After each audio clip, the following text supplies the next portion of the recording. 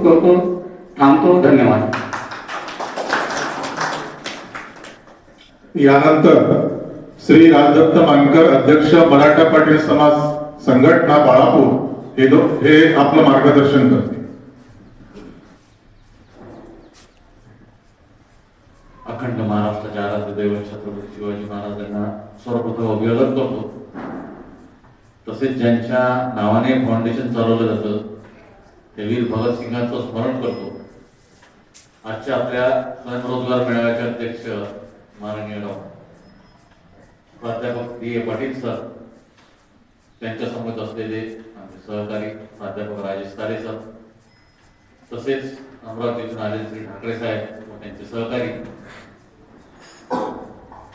ज्यांच्यामुळे हा योग आला ते देवानंद साबळे, श्री दीपक बोरे व आमच्या संघटनेचे उपाध्यक्ष श्रीमान हिमंतरावजी मेटांगे साहेब, तसेच या प्रसंगी चांगलं सूत्रसंचालन करतात रामेश्वर बोमाळी. आणि जसा पहिला प्रयत्न जरी असला तरी या पहिल्या प्रयत्नात किती मंडळी आहे, किती पोरं उपस्थित आहे याला काही अर्थ नाही. उपस्थित आहेत ना याला अर्थ. म्हणून गोपाल आज या कार्यक्रमाचा आयोजक याचं सुद्धा आज मनपूर्वक अभिनंदन करतो. सुरुवात ही कधी लहान, ती कधी एकदम मोठी जर सुरुवात झाली तर मग सगळेच जणांनी केलं असतं, कोणीच मागा नसतं राहिलं. सगळ्यांनी या कामात जपून घेतलं असतं समाजकारणात सगळे. आणि समाजकारणात हे असं आहे की थँकलेस जॉब आहे. जोपर्यंत माणूस चालू आहे तोपर्यंत किंमत आहे. म्हणून आज एवढी जरी मंडळी तर भरपूर झाली, असं काही नाही की स्वयंरोजगार बाब अशी आहे की ज्याला जो करू इच्छित असते, उद्या इथं 100 लोक असले त्यातले 65 लोक स्वयंरोजगार करू शकले. आणि याच्यातली 5% काय वाईट सारखंच आहे, रेशो सारखा येते, सरासरी सारखी येते. त्यामुळे ही संख्या आहे ती भरपूर आहे असं मी मानतो. म्हणून या एवढ्या संख्येसाठी सुद्धा तुझं अभिनंदन करतो. तसा तो विषय वेगळा होता मला दिलेला, परंतु आता त्या विषयापेक्षा थोडा तुमच्याशी हितगुज साधतो या स्वयंरोजगार संदर्भात. समोर बसलेले सगळे ग्रॅज्युएट आहेत का? मॅक्सिमम ग्रॅज्युएट आहे. कोण कोण आहे ग्रॅज्युएट? हातवर करा. बाकी 12वी आहे. काही टेक्निकल एज्युकेशन, तांत्रिक एज्युकेशन पण घेतलेले आहे, तांत्रिक शिक्षण, IT आहे. म्हणजे आपलं जी सभा आहे ती आता योग्य दिशेने आहे. याच्यात सगळ्याच प्रकारची मंडळी आहे. ग्रॅज्युएट आहेत, युवती आहेत आणि तंत्र शिक्षण घेणारी मंडळी सुद्धा आहे. 2-4 लोक का अशा योग्य मार्ग असतात. जे ग्रॅज्युएट आहेत ते ग्रॅज्युएट मंडळीच्या मनात UPSC MPSC आहेत ना. नसली तरी इच्छा तरी समाज आपल्याला ते करायला लावतो. आज 2-4 भाव पण आपल्याला ते सांगतात, MPSC तयारी कर, UPSC तयारी कर सांगतात तर तरी आपणही मग त्या गोष्टीच्या मागा लागतो. आपल्या स्वतःसाठी नाही लागत पण लोकांच्या जाण्यासाठी मागा लागतो. ते करण्याचा प्रयत्न दाखवतो, परिवाराने दाखवले जाते. कुठे MPSC पुण्यात कंडिशन अशी आहे की MPSCची म्हणजे काही गोष्टी रोखोक बोललेल्या बऱ्या राहतात. MPSC ही रेग्युलर परीक्षा घेत नाही. UPSC देशभरात संपूर्ण देशात रेग्युलर परीक्षा घेते वर्षातून 1 वेळा. पण MPSC घेते काय? नाही घेत.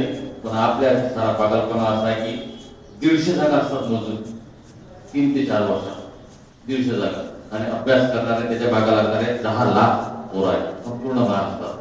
त्याचे कोचिंग क्लासेस वेगळे, त्याचे बाकीचे सगळ्या त्याच्यापासून निर्माण रोजगार वेगळे.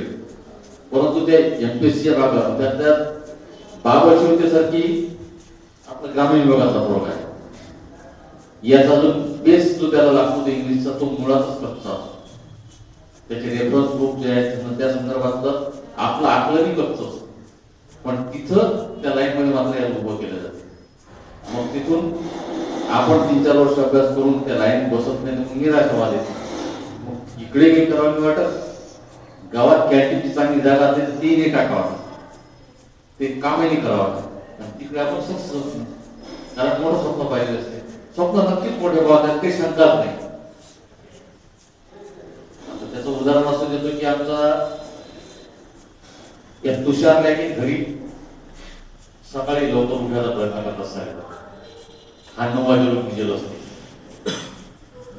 घरची जी आई म्हणते की उठणं बाबा उठणं बाबा, तर हा काय म्हणतो उठल्यानंतर की माझे स्वप्न मोठे आहेत म्हणून मी उशिरा होतो. स्वप्न मोठे आहेत पण त्यात झोपी स्वप्न पाहू नका, उघड्या डोळ्याने स्वप्न पहा. ती मोठी असली पाहिजे आणि ती प्रत्यक्षात उतरायच्या कृतीत आले पाहिजे. म्हणजे एकदम मोठं स्वप्न पाहून ती कृतीत येत नाही, मग आपल्या मागे निराशावाद येतो. तसं न करता आपल्याजवळ काय उपलब्ध आहे, जसं आयटी वाली मंडळी असते, तुमच्याकडे काय गुणधर्म आहे, काय तुमचा ट्रेड कोणता आयटी मंडळी? इलेक्ट्रिशियन चांगला आहे. पण सध्या परिस्थितीत करंट मध्ये सर्वात जास्त चालणारा ट्रेड आहे. तुमच्याजवळ जो गुणधर्म आहे, आजच तुम्ही 1000 रुपये रोजाची माणसं आज स्वतः जर तुम्ही स्वतःचा स्वयंरोजगार उभा केला तर उद्या तुमच्या हाताखाली 10 लोक राहतात. एवढा स्कोप आहे शहराच्या सिस्टीम मध्ये की आज इलेक्ट्रिकलच्या सिस्टीम मधले कॉन्ट्रॅक्टर जर तुम्ही पाहिले तर सगळे आयटी एमसीसी होल्डर जे आहेत की एमसीसी मधून शिकलेले लोक आहेत, तर ते शहरात आहेत आणि काम करू राहिले. पण आपलं काय होतं की आपल्याला उरड सोडायची इच्छा होत नाही. आपले मागे अशी येतात की आपण आपलं गाव सोडू इच्छित नाही. मग आपल्या गावात काम भेटून किती भेटेल? मर्यादा आहे सगळ्या कामाच्या संदर्भात. त्यामुळे त्या मर्यादेत राहून काम करत मग आपल्याला किती कमी येते. पण तेच जर आपण 20 वर्ष किलोमीटर पुढे गेलो तर शहरात गेल्यानंतर कामाची अमर्याद संधी आहे. ती या तंत्र शिक्षणाच्या माध्यमातून आहे. असं नाही की इतर शिक्षण कुठले चांगलं नाही. त्यात ते ग्रॅज्युएशन असो की आर्ट मधला ग्रॅज्युएट असो का सायन्स मधला ग्रॅज्युएट, सगळे ग्रॅज्युएट सारखेच असतात. असं नाही की मग त्याला आर्ट मधून केलं BA झाला तर शिक्षण सगळं शिक्षण चांगलं आहे, पण ते त्या पद्धतीने केलं गेलं पाहिजे. कोणतेही काम जर हातात घेतलं तर ते शेवटावर नेलं गेलं पाहिजे. अशा एका ब्रँडेड सारखं ते काम झालं पाहिजे. या 2-3 जर त्याच्यात उतरलं तर मग ती गोष्ट चांगली असते. स्वयंरोजगाराचा तोच भाग आहे. आमची इथे खिरपुरी आहे बाजूला. आज त्या खिरपुरीला म्हणजे मला तरी वाटते की बुवा आपल्या माझ्या माहिती सुद्धा बाळापूर तालुक्याच्या परिसरात सगळ्यात मोठा म्हशीचा गोठा, सगळ्यात मोठा बाळापूर तालुक्यात सगळ्यात मोठा म्हशीचा गोठा इथे खिरपुरीत आहे. त्या खिरपुरीत त्या नांदवळ्याजवळ आज रोजी 52 म्हशी आहेत आणि 7 गायी आहेत. त्यांचं किमान रोज सरासरी सकाळ आणि संध्याकाळ, सकाळचं 300 ते 350 लिटर दूध असते आणि संध्याकाळी 250 लिटर, असं 550 लिटर रोज सरासरी दूध आहे. जवळ जातो तर त्या ठिकाणी तर तिचं हा सगळा स्वयंरोजगाराचा भाग आहे. तर त्यांनी ही गावात उभं केलेलं आहे. आणि तुम्हाला सांगतो बरोबर की आता असं वाटतं की बस घोडा माणसाचं करायला आपल्याला आपण नेमकी ओरळ आहे म्हणजे आपल्याला पोलीस नाही. हरियाणात असं वाटतं तुम्हाला प्रदेश, हरियाणा पंजाब समृद्ध प्रदेशात इथले लोक काम करायला दिवस रात्र हरियाणाची मंडळी तिथं काम करतात. शेड्यूल करून द्या. आज ते 52 म्हशीचा मोठा झाला आणि संपन्न कारभार म्हणून कोणतंही काम करायचं म्हटलं उद्या ते लहान नसतेच मुळात. मग ते इलेक्ट्रिशियनचं असो, एखाद्या कॅन्टीनचं असो किंवा उद्या दुग्ध व्यवसाय जरी म्हटलं तर लहान मुळातच नाही आहे. पण आपल्या लक्षात मोठे बाकीच्या बाहेरच्या ज्या नोकऱ्या दिसतात त्या आहेत. तुम्हाला सांगतो UPSC दरवर्षी परीक्षा घेते, त्याच्यात वर्षातले 8 ते 10 लाख लोक वर्षभरात परीक्षा देतात. 800 ते 900 जागा त्या कॉम्पिटिशन. त्याच्यात आपण आपलं अगोदर समजून घेतलं बरं राहते की बा आपण कुठल्या परिस्थितीत आहे. त्याच्या उगीच आपला घरचाही पैसा त्या दारात टाका आणि मग आपली इकडची वेळ वाया जाते सगळ्याच्या.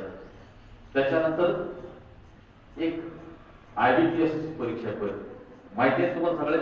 IBPS नॅशनल ग्रॅज्युएट लोकल माहिती, बँकिंग सेक्टर मधलं सगळ्या 19 नॅशनलाइज बँका एकत्रित करून एक IBPS एक्झाम काढलेली आहे. त्याच्यात PO, RO च्या पोस्ट असतात, त्या क्लास 1च्या पोस्ट आहेत. IBPS दिल्यानंतर तुम्ही 19 नॅशनल IBPS दिल्यानंतर त्याच्यात जर पास झाले तर तुम्ही PO, RO जर झाले तर तुम्हाला 19 नॅशनल बँकेमध्ये जॉईन होता येईल. एकच सामायिक परीक्षा आहे.